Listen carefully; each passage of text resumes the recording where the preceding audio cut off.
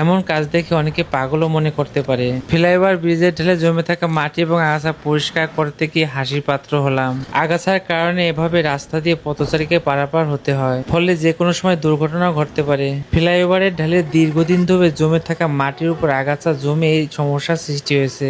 তা দেখা মাত্র নিজ উদ্যোগে পরিষ্কার কাজ শুরু করি।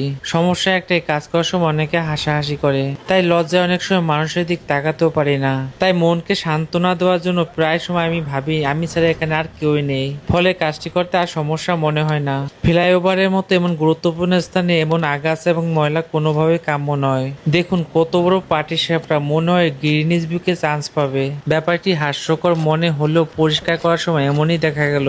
কোদালের ভাজে ভাজে যেন পাটি সাপড়ার পিঠা তৈরি হচ্ছে, এরপর মনে হবে যেন ফসল ফলানোর জন্য মাটি কাটতেছি।